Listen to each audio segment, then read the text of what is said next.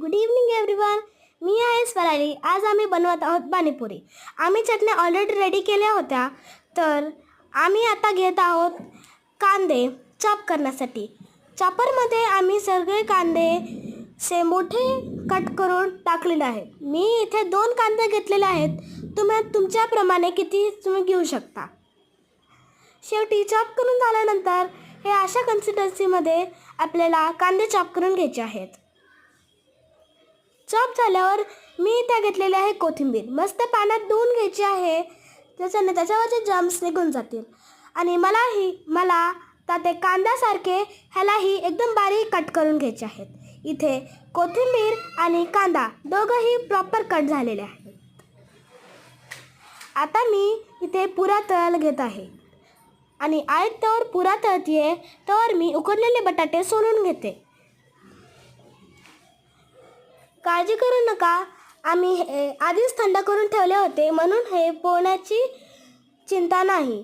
आई इथे पुऱ्या तळत आहे. अशा तिच्या थोड्या थोड्या पुऱ्या तळत आहेत. आणि तवर मी उकडलेल्या 4 बटाट्यामध्ये 1 चमचा तिखट, स्वादानुसार नमक तुम्ही टाकू शकता. मी इथे 1 चमचा नमक टाकलेला आहे. इथे त्यामध्ये कोथिंबीर आणि कांदाही टाकायचा आहे. सोबतच चाट मसालेही टाकू शकता.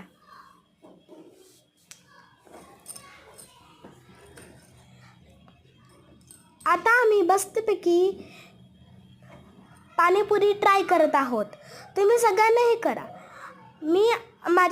आम्ही आमच्या फॅमिलीसाठी बनवले आहे. तसं फॅमिलीमध्ये जास्त जण नाही आहेत. मी, पप्पा आणि मम्मा आम्ही तिघांसाठीच बनवले आहेत.